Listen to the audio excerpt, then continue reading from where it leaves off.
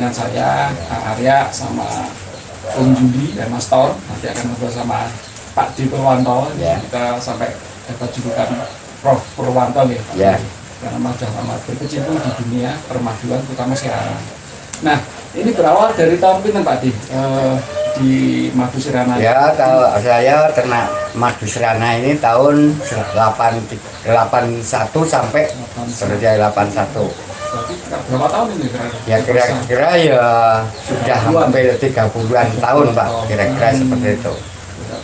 Dulu awalnya seperti apa sih Pak sebelum menjadi kota atau mungkin langsung tahu kota? Oh ya. Sejarahnya kenapa harus Sirana? Ya, ini dulu itu saya pertama kali kan saya pemburu ya Pak, pemburu lebah madu. Tapi saya punya pemikiran bahwa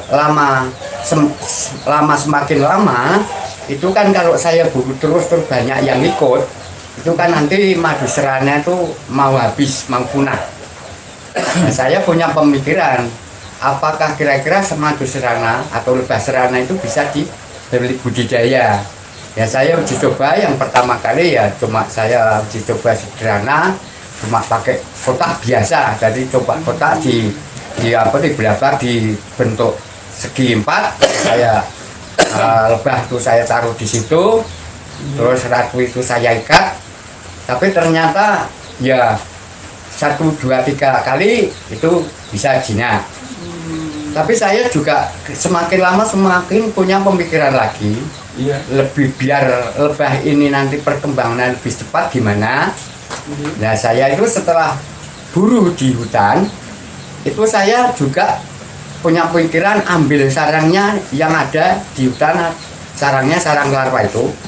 Setelah itu kotak itu saya robah untuk untuk ada istilahnya saya robah, ada saya buat dari reng-reng. Nah, itu seperti itu untuk ngikat sarangnya. Tapi pertama kali juga saya ngikat sarang itu juga jinak, tapi akan panen juga sulit karena belum pas istilahnya antara lebar dan panjangnya itu belum pas, lebarnya panjangnya jarak jauh meletakkan itu saya belum tahu. Dan lama-kelamaan standarnya berarti Pak? Iya, jadi standarnya saya sampai 3 kali Pak, standar budidaya lebah madu sampai sekarang ini. Nah itu saya itu dulu antara sisiran, pondasi sisiran itu saya buat 2,5 cm. Nah terus saya ngikat sarang ini, ngikat sarang itu, terus ternyata setelah itu lebah jinak itu membuat sarang lagi enggak lurus, jadi istilahnya itu menggak tidak lurus, ada di di sisiran itu. Nah setelah itu saya punya pemikiran sampai 3 kali itu saya punya pemikiran gimana biar istilahnya sarang itu nanti lurus dan pas untuk diangkat itu gimana. Saya punya pemikiran. Setelah itu paginya saya buru ke hutan itu. Terus saya ngukur antara jarak sarang di hutan itu satu sama yang lain jaraknya berapa, sarang 2 itu jaraknya berapa. Setelah itu saya ukur, saya tulis, saya bawa pulang. Setelah itu terus sampai rumah saya praktekkan. Ternyata alhamdulillah jadi Pak. Jadi setiap bangkai sisiran itu nanti untuk saya letakkan di dalam kotak itu semua. Kalau membuat sarang itu lurus semua. Nah itulah jadinya dulu pertama kali seperti itu. Jadi kotaknya buat lurus. Ya. Jajar lurus itu. Ya itu jadi jadi gini, misalnya pondasi sisiran itu kalau kalau kelebaran atau itu sudah lebar atau sempit itu juga nggak mau. Jadi harus pas itu istilah pas ukurannya. Misalnya ukurannya itu itu kan ada 2 cm ya, kalau sarang lebah Sirana itu ada 2 cm. Nah itu membuatnya harus 2 cm. Nah jaraknya antara satu sama yang lain itu sarangnya itu berapa juga diukur. Ya kira-kira 1 cm itu kira-kira seperti itu. Itu dulu seperti itu Pak. Akhirnya baru ketemu Pak. Ini sampai sekarang ini saya praktekkan sampai sekarang, sampai istilahnya saya tularkan kepada istilah teman-teman dan orang-orang yang ingin beternak lebah madu serana ini Pak. Sampai UGM pun Ya, akhirnya melirik Pak. ya, Tadi, ya. sampai UGM saja kepengen tahu caranya gimana, nah itu kepengen tahu seperti itu Pak. Gitu. Nah berarti kok dulu takut tadi katakan musnah itu apa memang apa ya, kok bisa musnah itu gimana, kok sampai Pak Adi membuat pemikiran jangan sampai musnah, tetap berkelanjutan. Ya gini kan, kalau lebah liar ya di hutan ya Pak, Ya, iya. terus semakin lama semakin banyak orang mencari madunya, Iya. otomatis kan sarangnya jelas diambil kok Pak. Oh, rusak ya. Nah, Rusak. sarangnya diambil, otomatis si lebah itu misalnya 1 bulan terus misalnya diambil 1 bulan itu ada lebah. Nah, nanti ada di lubang batu terus diambil kan sarangnya semua diambil, Iya. ditotok atau dimasak kan kayak gitu udah. Setelah itu cuma tinggal koloni ya Pak, tinggal lebahnya. Nanti membuat apa tuh tempat lagi. Dia membuat tempat lagi, diambil lagi. Ya mau kapan berkembangnya si lebah Pak? Dulu, Nah, itu. zaman dulu memang di masyarakat sini sebagai pemburu saja. Iya, tidak pemburu saja. mengembangbiakan. Iya betul. Jadi pertama kali mengembangkan lebah madu ya cuma saya. Oh, dan, Terus seperti itu. dan kebetulan Serana memang asli dari Iya dari sini, Indonesia. Ya? Ini kan Serana kan dari Indonesia. Oke. Tambah Pak Hindu kan. Tanya-tanya ini. Berarti dulu ada ya istilahnya pemburu, terus inisiatif dari Pak D untuk mengembangbiakan Ya, betul. sampai berhasil seperti ini Ya. ya Pak D. Iya betul Pak. Nah selama ini kalau UGM itu sejauh mana ya perhatian kepada Pak komunitas itu Pak D yang Ya. dijalankan ini? Ini saya cerita ya Pak. Iya. Dulu kan warna hutan Wanagama yang petak 17 itu kan Iya. pembukaan tahun 80 sampai 89. Iya. Nah ternyata itu dulu mendapatkan bibit, itu kata dari fakultas, itu mendapatkan bibit akasia mangium itu dari Jepang. Ya terus setelah itu ditanam di hutan Wanagama yang namanya dulu petak 17 itu, juga sekarang untuk budidaya lebah sampai sekarang ini. Nah itu saya waktu itu lebah-lebah saya belum ada di situ, masih ada di rumah. Tapi lebah liar atau lebah saya itu saya mengetahui bahwa lebah saya atau lebah liar itu ambil makanan di pucuk akasia mangium atau kelopak akasia daun mangium. Dan itu waktu itu saya istilahnya dikatakanlah ngamati gitu Pak, besar kecilnya mengamati. Nah itu ternyata betul lebah itu mengambilnya nektar dari kelopak daun atau pucuk akasia mangium itu. Nah terus saya waktu itu saya memang kayak saya karyawan di hutan Wanagama ya Pak, di fakultas ya Pak, dari dulu ya dari dulu karyawan. Waktu dipegang Hajah Bumi. Nah itu setelah itu Hajah Bumi itu datang ke tempat saya. Nah terus kok Bapak tahu bahwa di hutan Wanagama itu banyak makanan, itu gimana Pak? Ya itu Pak, itu Bu, yang sebenarnya hutan Wanagama itu ada makanan lebah serana yang paling bagus madunya, juga yang paling banyak madunya. Ya dari apa Pak? Kan gitu. Dari akasia mangium dan eukaliptus, saya begitu. Dan ternyata Hajah Bumi itu tidak percaya bahwa lebah itu makan nektar dari akasia mangium. Nah, terus ya, nah itu terus semakin lama itu minta siswanya untuk pengamatan sama saya itu di akasia mangium. Apakah betul bahwa lebah madu serana ini makannya akasia mangium atau madunya jadi akasia mangium? Gitu Pak. Penelitian waktu itu Mas berapa lama? Itu penelitian sampai 5 hari Pak. 5 hari ya. Ya. Jadi datang gitu. Ya, setiap hari datang, setiap hari. Terus nanti kan keluarnya nektar itu jam berapa, habis jam berapa, terus nanti keluar lagi itu jam berapa, habis lagi jam berapa. Kan gitu Pak. Nah ini waktu sudah mati Hajah Bumi, dari siswanya itu kalau nektar itu sebenarnya keluarnya malam. Nah itu setelah keluarnya malam, paginya itu terus sudah istilahnya apa itu berhenti ada di pucuk daun. Jadi berhenti pucuk daun itu berupa berbutiran si nektar itu. Nah itu lebah-lebah kan pada mencari makanan di situ. Itu yang pertama kali. Terus setelah Hajah Bumi itu mengetahui bahwa betul-betul Akasya Mangyum itu mengeluarkan nektar yang luwih bagus madunya, itu saya diizinkan untuk budidaya lebah madu di hutan Wanagama dan juga untuk disuruh mengembangkan lebah madu di hutan Wanagama. Itu Pak ceritanya. Waktu itu begitu ada izin untuk dibudidayakan ya, PM mengizinkan, tapi waktu itu tetap menjalankan sendiri atau langsung membuat kelompok gitu? Nah ini saya baru pertama kali itu baru saya sendiri Pak. Setelah masyarakat di sini itu banyak yang tahu bahwa hasil madunya itu tinggi, kualitasnya juga tinggi.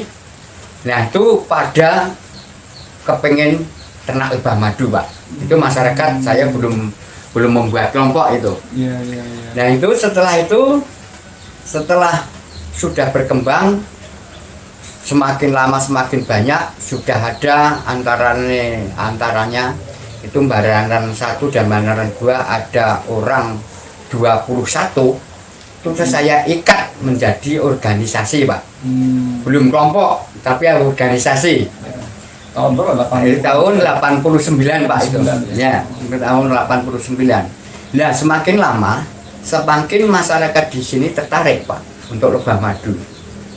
Nah, itu semakin lama semakin tertarik, terus itu pada ternak, terus semua yang ternak-ternak saya ikat. Dan itu juga semua yang ternak itu semua saya izinkan dari fakultas untuk budidaya di hutan Wanagama.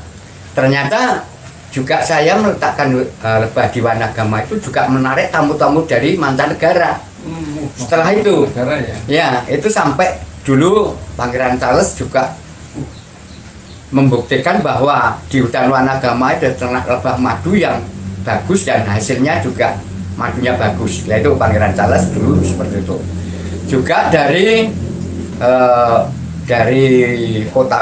kota lain-lain itu juga dari Jepang, dari terus pokoknya di luar negeri banyak kan pada datang ke kunjung ya berkunjung untuk mungkin apa betul apa tidak bahwa di hutan Wanagama petak 17 itu menghasilkan madu yang bagus dan baik kan gitu. Nah itu setelah itu betul. Nah itu semakin lama semakin orang Jepang tahu karena apa? Juga diberitahu sesama Hajah Bumi karena apa tahunya? Itu dulu mengambil biji mangyum itu kan di Jepang. Nah orang Jepang diberitahu itu tidak percaya bahwa Akasya Mangyum itu makanan lebah madu serana khususnya. Nah semakin lama semakin orang Jepang itu penasaran juga datang ke Indonesia juga ke dan Wanagama itu membuktikan bahwa serana itu kok betul-betul mau atau tidak. Nah itu ternyata setelah orang Jepang ambil madunya hasil dari hutan Wanagama, ternyata juga dilihat di sana betul bahwa ini hasil dari Akasya Mangyum dan eukaliptus kan gitu. Itu semakin lama semakin itu Pak. Semakin lama semakin hutan Wanagama saya kembangkan lebahnya juga semakin lama juga di fakultas itu semakin meluas menanam antara Akasya Mangyum dan eukaliptus untuk istilahnya untuk apa itu untuk mendukung masyarakat di Banaran khususnya antara Banaran Gading dan Kleri itu untuk biar tidak merusak tanaman-tanaman di hutan Wanagama. Karena kalau ada penghasilan dari madunya dan juga mungkin kalau setiap saat setiap waktu itu datang ke tempat Wanagama kalau mau ambil kayunya saja atau kayu atau apa ketahuan dari dinasnya saja kan sudah malu Pak. Nah inilah seperti itu. akhirnya sampai berkembang seperti sekarang ini. Soalnya udah sangat sadar ya Pak, Ya, hutan ya, itu betul. jangan sampai ditebang, Ya, jangan betul. sampai rusak karena Ya. itu juga karena untuk kebutuhan dari lebah dan lebah pun menghasilkan buat masyarakat. Iya betul Pak, Ah, itu seperti itu. itu udah sangat bagus tuh. Ya, nah itu. sadar itu. Terus semakin lama semakin saya ngulik ke perlebahan Pak. Karena saya semakin lama itu banyak tamu yang untuk tanya-tanya tentang lebah madu. Iya, Kalau otomatis kan kalau saya itu tidak sinau tentang lebah madu, otomatis kalau saya ditanyain itu nggak tahu Pak. iya, iya. Nah itulah seperti itu. Setelah itu saya pengamatan satu itu pertama kali untuk memecah koloni biar nanti istilahnya terlalu tidak sulit untuk mencari bibit, karena semakin lama ya semakin kan itu tidak ada bibitnya karena sudah dijadikan satu untuk di Wanagama itu Pak, Ya. yang liar itu. Nah itu semakin lama saya latihan untuk memecah koloni. Tapi pertama kali, kedua kalinya saya ya belum bisa menghasilkan Pak. Tapi lama kelamaan saya punya pemikiran yang betul-betul bisa dikembangkan. Ya, itu saya setelah saya itu semakin lama semakin mengamati lebah saya atau kotak saya, itu semakin lama kan ada yang penuh ya Pak itu dulu. Iya. Itu terus ada yang membuat ratu. Tapi membuat ratu itu saya belum tahu persis membuatnya ratu itu telurnya ratu itu dibuat di dalam kepompong ratu itu hari apa itu kan saya belum tahu persis, makanya belum bisa mengamati yang betul. Nah itu ternyata semakin lama saya semakin punya pemikiran, kalau begitu ratu ini saya masukkan dalam sangkar. Mungkin kalau tidak ada ratunya bisa membuat ratu. Saya punya pemikiran seperti itu Pak. Ya ternyata betul jadi. Nah terus jadi itu kalau ratu satu ya cuma untuk kotak satu koloni ya, satu koloni. Padahal yang membuat ratu kan berapa tuh berpuluh-puluh itu membuat kepompong ratu. Nah itu saya punya pemikiran lagi Pak. Ya. Apakah kira-kira kepompong itu bisa saya jadikan ratu untuk memecah semua? Karena kalau ratu di dalam kotak, kalau sudah mecah satu kan lainnya dimakan Pak, dibunuh sama ratu yang mentas duluan Pak itu. Oh gitu. Nah itu terus semakin lama semakin saya punya pemikiran, apakah kepompong ratu itu saya masukkan dalam sangkar itu bisa menetas atau tidak? Saya kan begitu.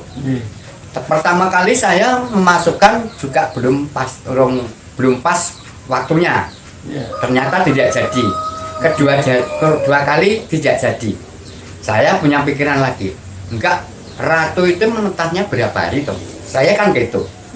Nah ternyata setelah itu ketemu Pak. Jadi ratu itu dari mulai telur ratu sampai menjadi ratu lagi itu umurnya 14 hari.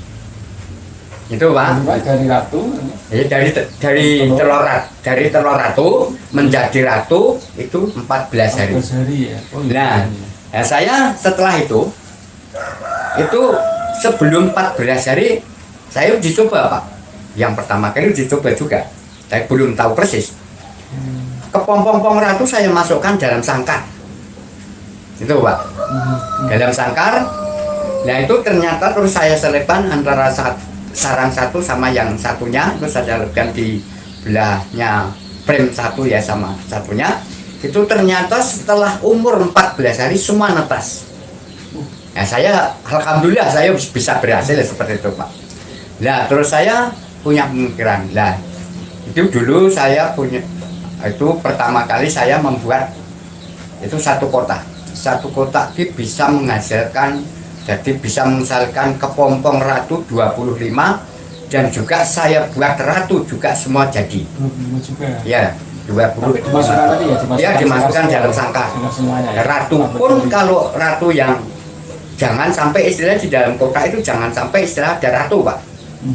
Nah itu bisa berarti. Ya jadi tapi bisa ya. Iya. Seandainya nanti membuat ratu yang sudah berfungsi bertelur di situ harus juga dimasukkan dalam sangkar. Itu Pak, seperti itu. Nah setelah itu saya bisa mencetakkan ratu seperti itu. Terus saya waktu itu sampai produk itu tahun kira-kira tahun 99 Pak, itu kira-kira itu. 9. Ya kan 99. Dan terus saya umumkan sama anggota-anggota, ternyata anggota-anggota jago tertarik karena kalau buru ke hutan itu sudah sulit ya, jauh, lalu tertarik. Akhirnya yang belum tahu, yang belum bisa menyuruh saya untuk dilatih di tempatnya. Nah saya ya tidak istilahnya sungkan-sungkan Pak, karena biar istilahnya kemajuan lebah madu itu khususnya di Indonesia dan khususnya di tepi hutan Wanagama, biar madunya lebih tinggi karena hasilnya biar banyak yang ternak lebah gitu Pak. Itu ternyata sekarang ini anggota sudah pada ya kira-kira 95% itu sudah pada bisa untuk memecah koloni untuk ratunya langsung dikasih ratu Pak. Itu seperti itu Pak. Pak dulu tahu madu Wanagama kualitasnya baik itu dari mana? Nah gini, saya kalau nyampe ke madu ya juga nanti saya ceritakan ya Pak. Nah saya pertama kali itu saya pengamatan dari tentang lebah madu saya sendiri Pak. Tidak mahasiswa itu enggak. Tapi di mana toh, seperti apa toh antara madu dari hasil dari nektar eukaliptus dan seperti apa toh kalau madu dari hasil dari mangium. Ternyata antara dua unsur itu ternyata ada perbedaan juga. Nah jadi kalau dari khususnya dari apa tuh dari apa tuh nektar dari mangium itu ternyata menghasilkan madu yang lebih baik dilihat. Jadi contohnya lebih baik itu kalau nanti di dalam sarang itu tidak dipanen 1 bulan penuh itu menjadi hitam Pak madunya. Tapi kalau di eukaliptus walaupun 1 bulan penuh sudah tertutup di dalam sarang, tidak diambil atau tidak dipanen, itu tetap berupa merah. Nah itulah Pak seperti. Ya ini pengamatan. Saya pengamatan itu belum di lab ya Pak itu. Jadi cuma dari pemikiran saya. Juga saya ambil dari rasa dan rasa khasnya si madu. Itu ternyata itu ada dua-duanya itu mempunyai khas sendiri-sendiri dan yang mempunyai rasa yang juga berbeda, tapi kalau dilihat tuh hampir sama Pak. Jadi kualitas keorganan tubuh itu hampir sama kualitasnya. Tapi setelah itu saya memastikan bahwa yang paling baik itu yang di akasia mangium. Karena lebih dilihat saja lebih baik yang hitam. Terus nanti setelah dilihat atau kentalnya itu semakin lama itu semakin mengental yang akasia mangium. Nah itu waktu itu setelah tahun-tahun seterusnya ada siswa-siswa yang pengamatan dari hasil madunya dari situ, tapi belum positif, belum diamati sampai detail, cuma untuk istilahnya ya dikatakanlah untuk pengisian kuliahnya. Nah ini belum lama ini, baru-baru saja ya, baru tahun 2016 Pak. Nah, itu kan saya diundang ke fakultas. Nah, diundang ke fakultas, disuruh yang itu dosen namanya Pak Musafa. Juga diundang ke Pak Musafa.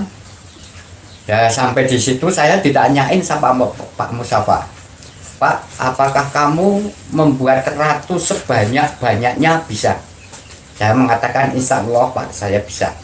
Karena saya ya walaupun saya sudah pernah berulang kali membuat kan, kalau saya tidak diembel-embeli insya Allah kan jangan-jangan nanti nggak jadi kan gitu. Nah itu setelah itu kalau bisa ya Pak, coba saya buatkan ratu yang sebanyak-banyaknya, atau biar kepompong ratu tuh netes semua.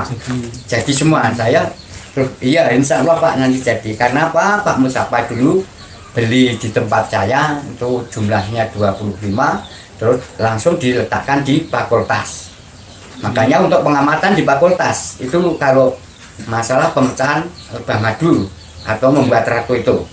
Tapi kalau madunya langsung dari sini di lab juga siswanya Pak Mustafa itu juga. Nah itu setelah itu saya disuruh membuat ratu, ternyata saya buat itu yang satu itu saya membuat 3 kotak, itu yang satu itu membuat kepompong 20, yang satu itu 18, yang satu 17. Itu setelah waktunya nyampe, yaitu setelah umur 10 hari itu kan kepompong ratu langsung saya letakkan di sangkar ratu. Kepompongnya saya letakkan di sangkar ratu, jadi saya masukkan. Terus saya selipkan semua. Terus setelah 14 hari itu saya datang ke fakultas, itu terus semua saya lihat itu semua juga Pak Mustafa ingin tahu, itu semua menetas semua. Nah itu Pak Mustafa sampai geleng-geleng kepala. Luar biasa. Ya itu luar biasa. Nah ternyata setelah saya pulang ya Pak, setelah saya pulang dari fakultas itu saya belum sampai di rumah, saya baru di jalan, saya dibel sama Pak, namanya Pak siapa itu, Pak Naim. Ya saya ditanyain, Pak kamu dulu lulusan berapa? Saya nggak sekolah, kelas 6 saja saya nggak lulus gitu. Nah terus Bapak mulai ternak itu tahun berapa? Saya ternak lebah madu tahun 81 sampai 82. Oh iya Pak, ya udah formasinya. Nah itu paginya kok muncul saya mendapatkan gelar profesor, kan gitu Pak. Itu seperti itu ceritanya Pak. Pengamatan yang dari otodidak ya Pak Ibu bilang, otodidak, dijalankan sendiri, diamati sendiri, tapi ya hasilnya memang butuh waktu juga sebenarnya Pak Padi ya, karena iya, jadi butuh waktu ya. Jadi gini ya Pak, satu selama ratu dari mulai telur dibuat kepompong ratu ya Pak itu sampai 14 hari menetas, itu harus dikontrol 3 kali Pak. Sehari atau? Jadi gini, waktu ya, jadi nanti setelah si ratu membuat kepompong, itu nanti ada telurnya, udah dikontrol. Oh berarti ini ratu bertelur di kepompong ratu tuh misalnya hari ini. Nah hari ini tuh nanti misalnya itu hari Jumat, lah nanti misalnya terus nanti Jumat Sabtu Minggu, Senin Selasa Rabu Kamis Jumat lagi ditambah 2 hari kontrol lagi Pak. 9 hari. Ya 9 hari itu dilihat kepompong itu kira-kira sudah hampir menetas belum. Karena gini Pak, kalau kepompong muda itu yang ada di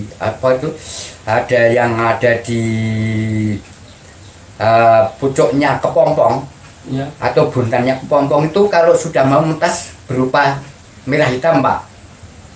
Nah itu kalau sudah 9 hari itu sudah berupa merah Pak, belum hitam. Nah setelah itu 9 hari, 13 hari sudah berupa merah hitam. Nah itu siap untuk dimasukkan dalam sangkar. Karena apa? Biar tidak dimakan yang menetas duluan.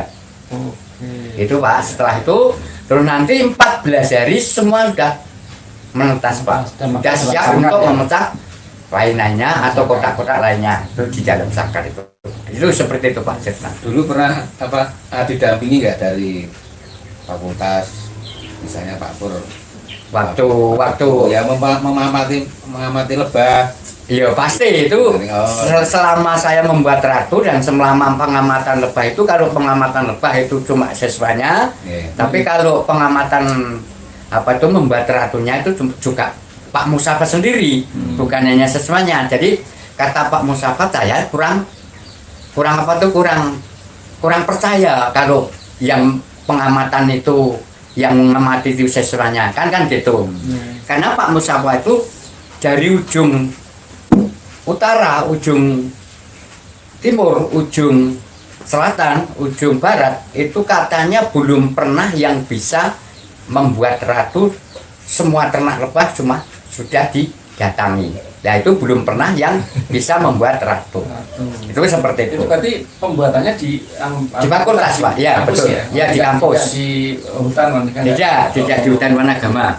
Berarti waktu itu ya Pak D beberapa kali ya ke sana ke sini, ke sana ke sana pulang gitu. Oke. Nah terus sampai 4 kali Pak saya ke sana. Kali, ya.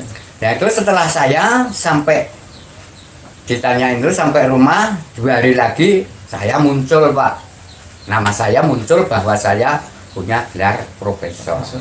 Karena ada beberapa unsur yang saya temukan tentang lebah madu dan makanan lebah madu. Pada saat dikatakan gelar profesor tadi dikasih surat atau hanya cuma sebatas Enggak Pak, jadi ucapan Pak? saya tidak dikasih surat waktu itu Pak. Saya cuma di Penghargaan gelar tadi. ayam, terus saya cuma di penghargaan gelar itu diberitahu sama Pak Musafa sama Pak Naim bahwa saya itu sebenarnya Pak Pur itu saya muat sebenarnya itu punya gelar profesor. Nah itu yang kelihatannya untuk membuat pengamatan seperti itu yang punya titel katanya loh itu Pak. Itu katanya siswa itu juga yang mencari titel antara Pak Naim sama Pak Musafa. Itu berdua itu Pak katanya.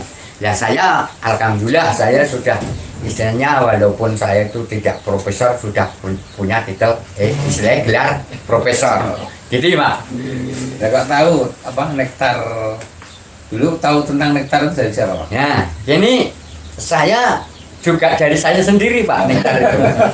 Jadi nektar ini di hutan Wanagama kan sebenarnya saya pengamatan sendiri. Contohnya dari eukaliptus ya Pak. Eukaliptus kan ada 2. Jadi antara nektar dan serbuk atau polen itu.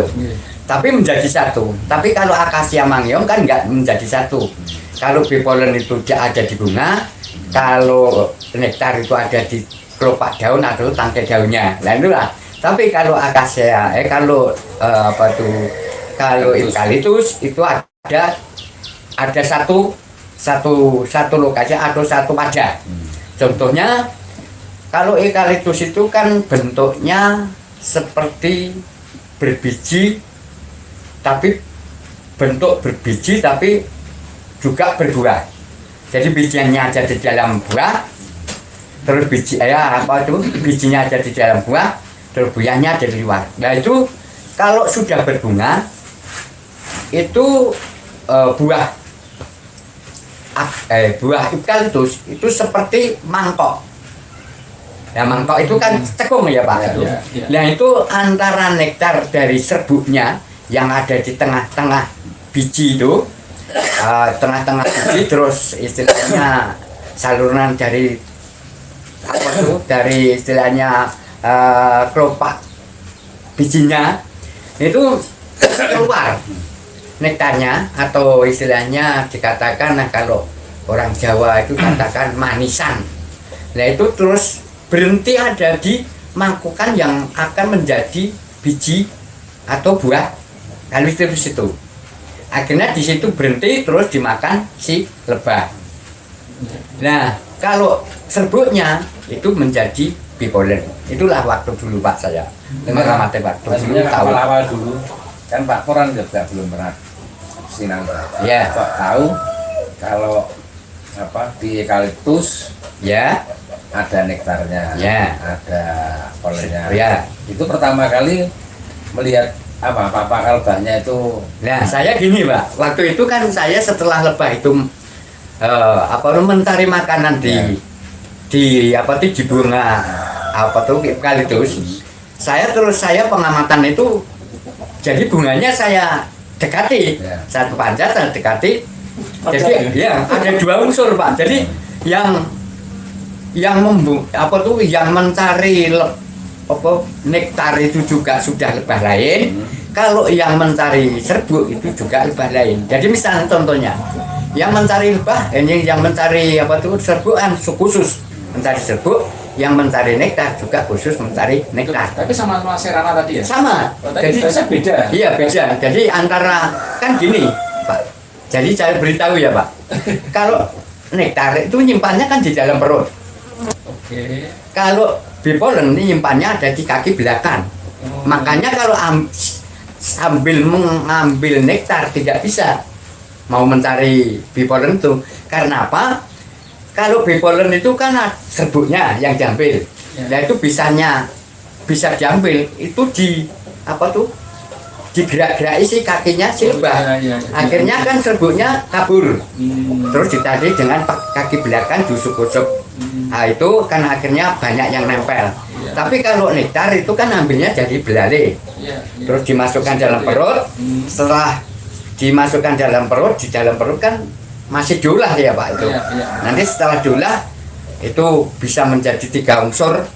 Itu saya juga pengamatan itu menjadi 3 unsur antara bee pollen antara madu, royal jelly, terus itu propolis. Propolis.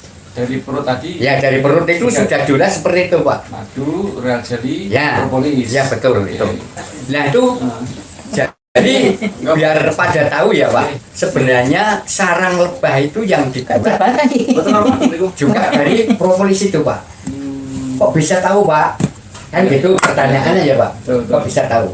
Dan dulu saya gini Pak, saya waktu pengamatan lebah akan mengetahui dari apa tuh yang dibuat sarang ini. Kan saya gitu Pak, saya penasaran ingin tahu. Nah itu lebah itu saya mencari di hutan, jelas saya tidak beri sarang, nggak kenapa? Saya tidak beri sarang, cuma lebah itu lebah ada gerumbulan dulu saya masukkan dalam kotak. Nah itu setelah saya masukkan dalam kotak, saya tutup. Lebah tidak bisa keluar. Tutup rapat berarti? Ya itu udah rapat. Jadi lebah tidak bisa kena angin, hawa dingin, tapi tidak bisa keluar. Saya akan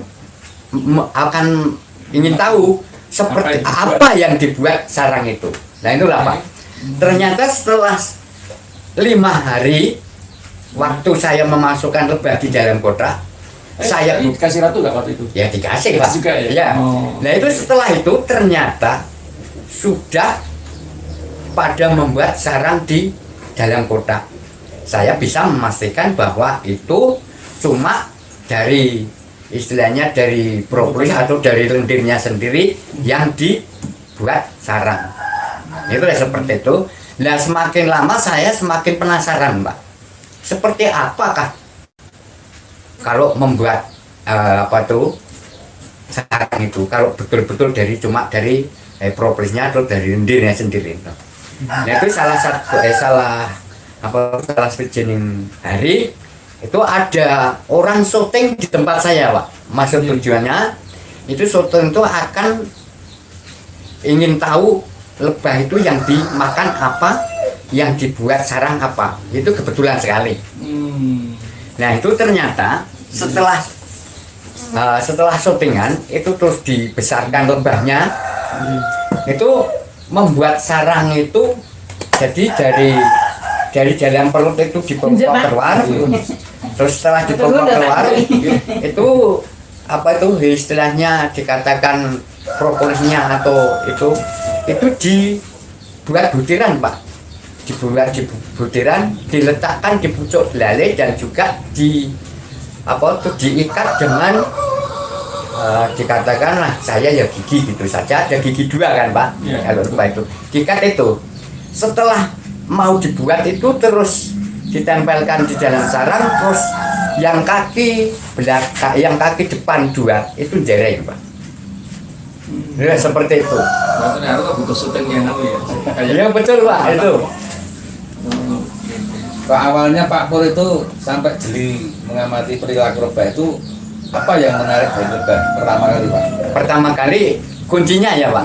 Kunci saya itu karena saya ternak lebah, masa ternak lebah ditanyain saya nggak bisa menjawab. Itu kunci Pak. Kunci saya. Kalau saya itu menjawab cuma istilah baca-baca buku atau kata orang, berarti kayaknya niru. Tapi Pak Pur sendiri pakai baca buku nggak waktu itu? Enggak. Enggak. Saya tidak pernah ternak lebah madu itu baca buku, Pak. Oh. Ternyata buku-buku ini hanya sebagian kecil yang bisa diperhatikan untuk ternak lebah. Dan mengetahui tentang istilah nektar itu dari sini. Nah, nektar itu karena kalau orang Jawa yang dinamakan kan, yang orang Jawa itu kalau nektar itu dinamakan legen. Oh, ya. Itu kan orang Jawa. Oh. Tapi kalau saya nektar itu karena ada di dalam bunga kan berbeda, Pak. Oh. Kalau ada di legen itu kan, kalau mitur ketahuan saya legen itu dari kelapa ya, Pak. Ya. Itu.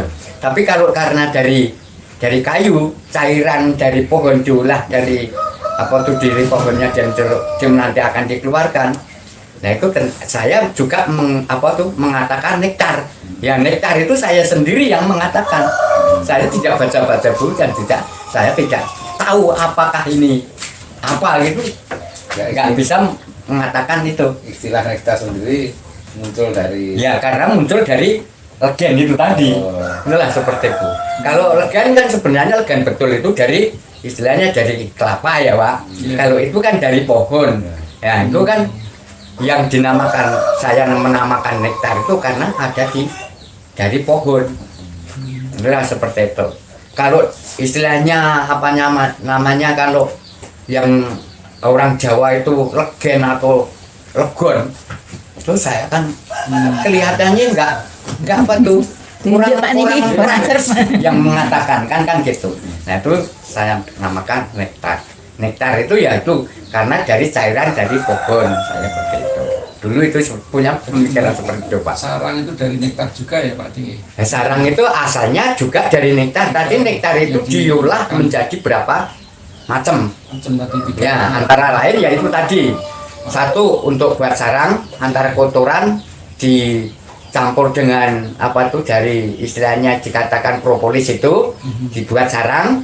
Kotoran nektar itu kan mesti pasti ada kotoran ya, Pak itu. Ya. Makanya kalau madu menjadi jernih, tapi kalau nektar itu masih berupa gelap.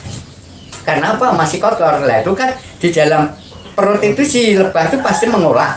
Ya. Nah, itulah seperti itu dijadikan antara propolis yaitu yang jadi lendir lebah itu, terus kedua madu itu yang diuntahkan dari belalainya juga. Nah, itu terus ya royal jelly itu juga dari antara propolis dan antara istilahnya sari-sarine legen atau istilahnya apa dikatakan nektar itu dengan dicampur dengan apa tuh sari-sarinya apa tuh Madu. bukan bipolen, Pak. Nah itulah seperti itu, makanya kalau dilihat itu bukan bipolen tapi juga bukan madu. Itu propolis atau itu royal jelly. Jadi Bentuknya apa royal jelly? Gunanya bentuknya itu berupa kekuningan, terus kalau disamakan dengan apa itu bipolen itu kalau disamakan agak sama tapi juga berbeda, Pak. Bipolen itu kalau dilihat kasar, tapi kalau propolis royal jelly itu dilihat itu terus istilahnya tuh halus, dan juga kalau dipegang ya halus. Nah itulah seperti itu dan lebih lembek daripada bipolen. Itulah seperti kayak madu tapi madu kental. Ya betul, cuma lebih kental dan lebih istilahnya lembek sekali kalau madu. Bisa dilihat nggak? Bisa apa? Secara fisik. Secara fisik. Ini royal jelly-nya, ini propolis ini. Nah ini kalau bisa dilihat karena sedikit sekali ya, Pak. Ya. Kalau waktu membuat kepompong ratu, Ya. tapi kalau larva ratu atau istilahnya yang akan jadi ratu itu kan dulu juga telur. Setelah telur larva ya, Pak. Nah, waktu larva masih kecil itu bisa dilihat, Pak. Tapi sedikit sekali. Ya. Tidak seperti katanya milibira bisa dibuatkan kepompong, nanti yang isi ada di kepompong ratu itu. Kalau ini nggak bisa. Jadi saya dulu juga disuruh untuk sama Pak Musafa, disuruh untuk membuat ratu, membuat apa tuh istilahnya kepompong ratu terus nanti kepompong ratu itu juga dibuat dari sarang, terus nanti dikasih telur, dikasih royal jelly. Itu mau tidak, saya mengatakan tidak mau. Pak Mustafa yang ingin tahu, istilah seolah-olah tidak percaya dari kata-kata di dalam buku ya Pak itu. Di dalam buku kan bisa membuat kepompong, terus dikasih royal jelly, kasih telur ratu, terus nanti bisa menjadi ratu. Tapi kalau serana ini tidak bisa Pak. Nah, itu jadi saya waktu itu saya membuat seperti itu. Kepompongnya dibuatkan sama Pak Mustafa, royal jelly-nya ada yang dari pembuatan dari kepompong ratu di tempat saya, juga ada royal jelly buatan.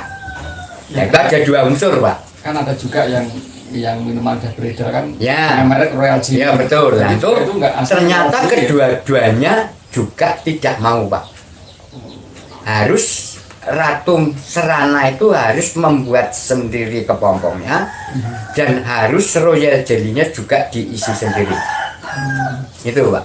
Jadi seolah-olah kalau serana ini seolah-olah istilahnya apa ya, dikatakan alami, tidak bisa dibuat-buat. Nah itulah seperti itu. Makanya kan sulit ya mencari ini dipisah, royal jelly dipisah sendiri kan juga sulit. Nah betul, karena jangankan sampai literan ya. Iya, kok literan kilon saja, kilon ya Pak, kilon saja nggak bisa Pak. Mungkin ya. Saya nggak mungkin. Bisa Tapi kalau bipolen itu bisa, tapi kalau royal jelly nggak bisa. bisa ya. Jadi kalau ada, oh ini royal jelly 1 kilo berapa itu? Itu gini Pak, ya maaf ya Pak, saya mengatakan yang sudah saya praktekkan ada di tempat, Sampai ini tempat ini. ya lokasi di tempat saya dulu ya Pak, yang dibawa Pak Mustafa itu. Kalau betul-betul itu royal jelly, entah itu dari royal jelly lebah apa, saya kira itu mau Pak. Tapi ternyata royal jelly yang diedarkan itu saya kasihkan lebah, saya saja nggak mau. Ya itulah seperti itu. Berarti bukan royal jelly beneran. Ya betul. Nah itu kalau saya itu bisa meyakinkan, bisa memastikan royal jelly dibuat itu misalnya ya Pak itu. Ya. Royal jelly 10 gram itu campurannya pasti 50 gram. Saya yakin 100%. Kalau memang sama misalnya 5 gram, lebah saya pasti mau Pak. Oke. Itu Pak, seperti itu. Makanya nggak doyan ya. Nah, Jadi, makanya nggak doyan. kan lebih tahu tuh makan Ya. sendiri sama enggak kan. Buat teman. Contoh gini ya Pak, contoh ya Pak. Lebah serana itu pada manis, ya Pak. Nektar manis, ya Pak ya. Ya. Air gula manis. Manis. Tapi kalau tidak disamakan dengan nektar, itu Ya. juga tidak mau Pak. Tapi kalau mirip pira, rasa agak manis saja, sudah. Yang penting manis mau. Nah, itulah seperti Kalau itu. serana pilih-pilih ya. Ya betul. Jadi serana itu kalau dikasih gula juga harus pakai nektar alami. Gini Pak, kalau serana itu misalnya saya juga menjalankan ini Pak. Waktu pemecahan koloni kan otomatis pemecahan koloni kan koloni juga baru ya Pak. Ya. Misalnya contohnya dari tempat yang lama dipindah ke tempat yang baru Ya. setelah habis pemecahan. Nah itu kan si koloninya kan otomatis tidak abjak, si lingkungan kan belum luas ya Pak itu. Betul. Akhirnya saya bantu dengan cairan madu. Tapi sebenarnya madu itu cuma istilahnya apa tuh menghalangi tidak lebah itu mudah hijrah. Walaupun tidak ada walaupun tidak ada nektar, tapi kalau ada bipolen pasti tidak akan hijrah. Makanya kan kalau menempati ke tempat yang baru akan mencari bipolen kan belum tahu ya Pak lingkungannya. Itu makanya harus dibantu dengan cairan gula sementara kan gitu Pak, seperti itu. Tadi kalau mecah tadi kotak yang sudah penuh memang harus dipecah. Iya harus itu Pak. Itu ketika pecahannya itu ya yang turunannya itu cukup dikasih telur ratu aja atau juga langsung menjadi sudah ada ratunya di situ. Ya gini, itu bisa dilakukan dua perlakuan ya Pak itu. Iya. Satu itu misalnya lebah misalnya box sudah penuh, Iya. nah, itu nanti dibagi dua. Betul. Nah dibagi dua kan Bapak belum tahu mana ratunya, tempat ya ada yang di tempat yang baru atau di tempat yang lama kan belum tahu ya Pak. Iya. Nah itu yang satunya dipindahkan paling tidak 1 kilo. Iya. Kalau menjalani seperti itu. Tapi itu juga ada risiko agak besar Pak. Yang tidak membawa ratu Iya. kan selama 14 hari Iya. itu kan otomatis si ratunya tidak bertelur ya Pak. Iya. Nah terus itu nanti ratu baru bisa bertelur sampai menunggu 20 hari dari penentasan. Kan kelamaan ya Pak itu Pak. Iya. Otomatis kalau sarangnya nggak ada makanan, nggak ada larvanya, kan otomatis sudah ada yang akan diurusi ya Pak itu Iya. koloninya. Akhirnya akan hijrah. Hijrah. Oke. Tapi Cara kalau cara yang lebih bagus efektif. itu kan itu misalnya membuat ratu satu kotak akan untuk memecah 10 kotak ya Pak misalnya. Iya. Kan contohnya kalau ini satu kotak sudah membuat misalnya 15 kepompong ratu jadi semua misalnya. Iya. Kan untuk memecah yang 14 kotak ya Pak itu. Iya. Karena apa? 14 kotak jelas ratunya masih ada di dalam kotak situ itu masih istilahnya ada ratunya. Yang tidak ada ratunya ya itu nanti dipancing dengan ratu yang dibuat itu. Tapi dalam sangkar ya. Ya dalam sangkar. Akhirnya kan nanti karena apa? Kotak lain yang akan dipecah otomatis kan masih ada telur larva, ya kan Pak? Jadi telur ratu yang Iya. masih proses masih istilahnya menunggu itu, dan terus masih ada larvanya, otomatis ratu baru yang akan disilangkan itu sudah bertelur.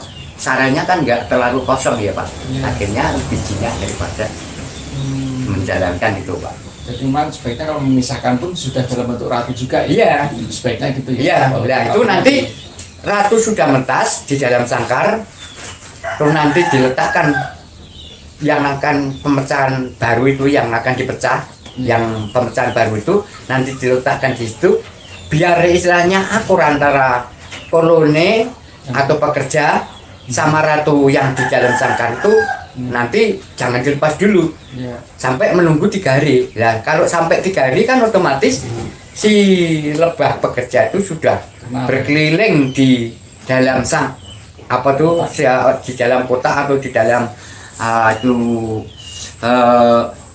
sarang. Iya. Itu akhirnya kan tidak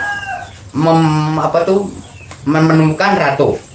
Setelah tidak menemukan ratu akan membuat ratu. Tapi si ratu di dalam sangkar itu sudah mengeluarkan aroma parfum. Akhirnya mencari si ratu di dalam sangkar itu. Koloni tidak jadi membuat ratu, tapi mencari parfum yang dikeluarkan dari ratu tadi yang dimasukkan dalam gelas. Akhirnya naik ke atas frame. Akhirnya melihat kalau bahwa ada di dalam sangkar, sudah melihat ada ratunya. Nah akhirnya tidak bisa membuat ratu, malah dikasih makan.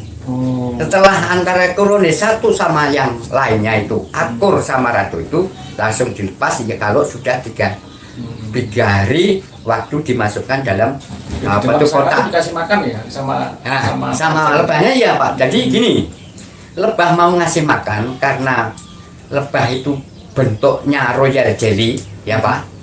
Itu juga ambilnya atau megangnya itu sama dengan membuat sarang.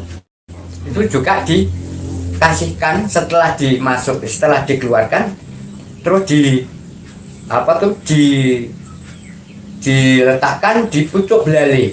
Setelah diletakkan di pucuk belalai itu dikasihkan sama ratunya melalui lubang-lubang sangkar itu Pak.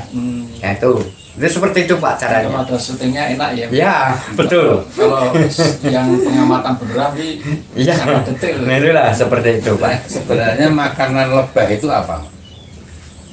makanan lebah itu ya cuma ada dua unsur itu Pak, antara bee pollen dan nektar. Nah, antara bee pollen dan nektar itu kan bisa dimasak bermacam-macam makanan. Contohnya, itu contoh ya Pak. Kalau mau di ratu itu membuat ratu, ya Pak. Jadi kepompong ratu dari mulai telur menetes. Jadi sekarang itu menelur si ratu, terus 3 hari lagi itu mentas. Nah itu dari penetasan dari telur sampai selama hidupnya si larva itu dikasih makan dengan royal jelly itu kalau dibuat kepompong sampai umur 8 hari sampai 9 hari. Nah itu larva kan sudah tua, sudah tidak mau makan. Akhirnya lubang sarang kepompong langsung dirapeti itu. Nah itu terus setelah itu sudah namanya akan menjadi ratu, sudah menjadi kepompong ratu namanya. Tadi kan masih ular. Setelah ditutup kan sudah menjadi kepompong ratu karena sudah berupa sudah mempunyai itu bentuk-bentuk ratu. Nah itu umur 13 hari sampai 14 hari ratu itu menetas sudah berupa ratu. Nah ini kalau mau dibuat pekerja dari mulai telur ratu pertama menjadi larva ya Pak itu juga sama-sama 3 hari itu menetas, dari mulai telur sampai 3 hari menetas. Nah itu dari awal itu kalau dibuat pekerja 3 hari dikasih royal jelly terus sampai setelah 3 hari si larva sudah kuat, cuma dikasih antara madu dan bee pollen. Madu dicampur dengan bee pollen dikasihkan dengan si pekerjanya. Ini tentang madu Pak. Ya. Kadang ada ini ya. Akibat tidak madunya itu karena satu kalau di gulung semut itu berarti asli. Ya. Itu benar nggak Pak itu? Itu Apa cuma bagi saya itu cuma orang akal-akalan Pak. Tapi pun Ya gini Pak, saya beritahu ya Pak. Sekarang nanti kalau Bapak membeli madu di sini, gitu aja ya Pak. ya. Terus nanti kalau di tempat lubang semut itu Bapak kasih, mau tidak? Ya. Ya bisa masuk ke lubang, bisa masuk ke madu itu. Tapi kalau berbondong-bondong terus-menerus tidak mau Pak. Karena madu manis, gula manis, sama-sama menista Pak. Ya. Terus si semut itu kan mendekatnya madu atau mendekatnya gula karena bau manis toh Pak. Ya. Nah, Betul. setelah itu kalau madu murni setelah diambil si semut Ya. itu setelah ngambil itu tidak bergantian sama dengan betul-betul gula Pak. Makanya kadang-kadang ada yang komplain gini, katanya asli kok disemuti. Malah nggak mau. disemuti. Nah itulah katanya katanya kalau madu murni itu tidak disemuti. Nah ini saya beritahu, satu itu membau rasa manis, kedua sebenarnya akan mengambil bau bee pollen Pak. Jadi kalau bee pollen diletakkan di tempat rumah semut berbondong-bondong Pak, ngambil. Tapi kalau madunya tidak. Makanya kan kalau di dalam botol ada bee pollen dan bau bee pollen dan bau madu atau nektar itu. Nah kalau mau ngambil nektar, karena nektar duplikat akhirnya nggak jadi karena kekelem tangannya. Ya. Tapi kalau nggak kekelem tangannya pasti makan. Nah itulah kalau bee pollen kan tidak, istilahnya tidak lengket ya Pak, cuma lembek. Nah itu bisa dimakan. Jadi logikanya itu nektar itu plikat ya. Iya. Dan ketika di dalam madu ada nektarnya, semut plikat itu Nah tidak bisa kan ngunci ya. loh Pak tangannya. Dan itulah seperti itu. Malah mati ke Nah, jebak. nah ya itulah seperti itu. Dan semua kalau jebak tahu dia nggak akan. Nah itulah seperti itu. Makanya dia nggak mau itu kan karena memang di situ nggak bisa masuk ya. Ya misalnya, ini contoh ya misalnya ya Pak. Bapak naruh di dalam botol ada madu, Ya. terus ditaruh lupa atau gimana nggak ditutup, Ya. misalnya ya Pak. Terus delalah di atas itu ada bipolen, Ya. kan bipolen jelas nanti ngendapnya di atas bukan di bawah toh Pak. Nah itu nanti itu juga bisa berbondong-bondong selama di atas itu ada bipolen, karena tidak lengket bipolen itu. Nanti mau gitu ya. Nah itulah seperti itu. Pola itu kok yang rasanya kesek-kesek gitu, yang kasar tuh ya, yang di yang mana juga sih, yang kayak apa ya, kayak amplas di Itu nah kalau yang kasar itu bisa dikasarkan bukan malam lupa itu, tapi dikatakan bisa satu itu antara sarang dan royal jelly jadi satu di atas itu Pak. Nah nanti di bawahnya itu juga ada seperti halus tapi kasar seperti bukan seperti madu tapi daripada madu kasar itu. Nah itu namanya bipolen. Jadi di bawah yang dinamakan sarang atau propolis, nah itu terus ada di bawahnya, terus nanti di bawah sendiri baru madu Pak. ambil ini dulu Pak ya. Iya ya, jadi lebih kalau propolis sarang dari sarang itu lebih apa tuh lebih enteng Pak. Tapi kalau royal jelly lebih juga di atasnya propolis. Nah kalau madu kan lebih berat, akhirnya ada di bawah sendiri. Apalagi Pak di Ya. katanya juga kalau dikasih api nyala itu berarti asli. Ya betul, gini. Oh, Ini misalnya Bapak kalau penasaran beli korek api. Madu yang ada di dalam botol itu biar nanti itu tidak penasaran atau tidak istilahnya itu apa tuh keliru. Itu nanti di apa ditaruh-taruhin dulu. Jadi nanti biar istilahnya itu campur. Jadi ya biar campur dulu. Maksudnya kalau ada apa tuh ada istilahnya ada airnya biar campur dengan madu. Nah itu nanti korek itu pentolnya korek api itu pentolnya langsung dimasukkan. Tapi jangan sekilas. Kalau sekilas nanti ya masih nyala Pak. Jadi kira-kira ya kalau misalnya dimeniti biar sampai 2 atau 3 menit. Oke. Dan masuk ke situ, setelah dimasukkan langsung dikorekkan. Itu hidup atau tidak? Hidupnya seperti nyala pakai apa tuh pakai istilahnya minyak atau tidak? Kalau seperti minyak pakai minyak, ya itulah betul-betul madu murni. Tidak ada kadar air namanya. Nah kalau nanti nyalanya hanya separuh atau sebagian malah tidak nyala, itu betul-betul jangan dikatakan itu madu murni. Jadi nggak bisa misalnya madu, Ya, kemudian botolnya ujungnya dikorekin, itu kalau kayak nyala itu nggak gitu ya, jadi malah pakai korek. Iya. Kalau madu itu misalnya dikoreki itu nggak mungkin bisa nyala. Jadi kalau di tutupnya botol dibuka dinyalakan Ya. itu nggak nyala, Nggak nyala.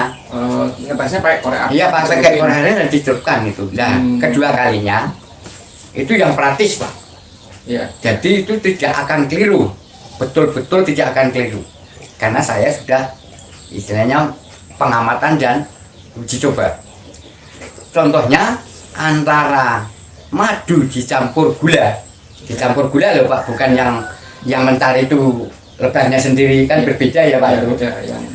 Itu nanti misalnya dimasukkan di dalam plastik, terus nanti dimasukkan di freezer itu 1 hari 1 malam. Kalau ngerestal itu jangan dikatakan madu. Tapi kalau menjadi jenang dodol bisa Bapak bisa mengatakan madu murni atau madu asli. Nah nanti setelah dinginnya hilang itu nanti menjadi berupa madu lagi. Tapi kalau yang restal itu tetap restal. Berarti itu tidak asli ya. Nah itulah seperti itu Pak. Cara bodohnya mencari membedakan madu asli murni dan tidak itu jadi kasih plastik kalau freezer ya. Ya, betul. Kalau kristal itu Jelas bukan madu murni.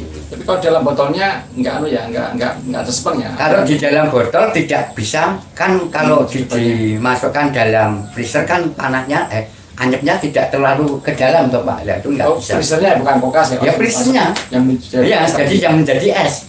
Terus nanti kristal itu bukan madu. Madu ya. Oke. Nah, itu.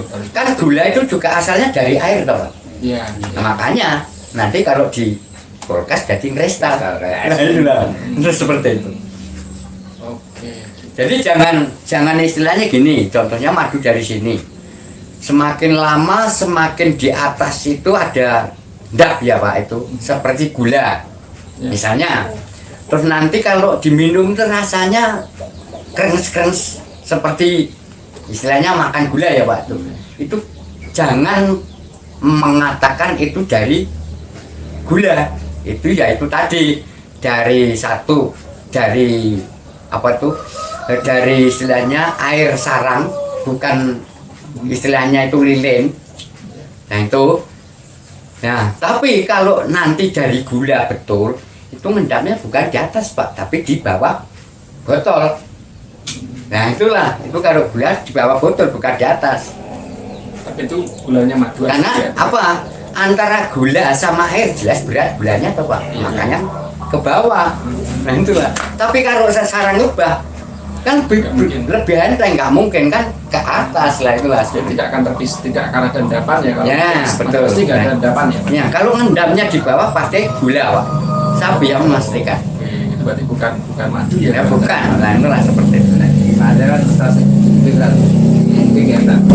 Nah itu madu itu ada kadaluarsanya nggak Pak? Kalau tadi kalau asli dari itu ada kadaluarsa nggak? Madu itu Pak, gini. Kamu kan itu mati nggak jadi terus. Kalau madu sudah betul-betul tua, sampai tahun berapa tidak akan kadaluarsa Pak. Itu madu Bisa diminum tetap. bisa diminum, tidak ada istilahnya efek sampingnya. Jamur Yang tidak bisa. Kalau memang madu itu nanti semakin lama semakin tumbuh jamurnya ya Pak. Kan kadang-kadang kalau misalnya roti apa kan semakin lama ada jamurnya. Mungkin kalau kalau air gula atau apa campur dengan gula campur dengan air, walaupun itu mengental kan nanti lama-lama juga tumbuh jamurnya enggak Pak. Tapi kalau madu murni tidak bisa Pak. dan bisa diminum. Ya, sewaktu-waktu bisa diminum. Nah itu kalau memang madu tidak tua betul, tapi tidak langsung itu, nanti kalau kira-kira sudah 1 bulan penuh, kalau memang kadar airnya itu masih kira-kira 3-4%, itu nanti cuma ada gas yang ke atas itu Pak. Ya, betul. Nah, tapi kalau nanti gas itu, kalau tidak murni kan sama-sama ada gasnya ya Pak itu, Iya. itu sama-sama. Tapi nanti kalau yang tidak murni semakin lama, itu gas itu semakin naik dan semakin berubah. Tapi kalau murni, betul-betul cuma kadar airnya tinggi, semakin lama ya cuma seperti itu, terus jadi berupa putih ya putih terus. Tapi kalau betul-betul madu buatan itu nanti semakin lama semakin menguning, terus nanti semakin lama semakin hijau kristalnya. Nah, seperti itu. Itu seperti itu Pak. Cukup ya Mas Dwi ya. Ya, itu Ya. malam ini ngobrolnya. Cukup. Ya, saya kira cukup obrolan santai ini. Semoga bermanfaat. Nanti bisa dilihat kita di offline aja. Amin, Terima amin kasih, Pak. Ya. Tadi Ya sama-sama Pak.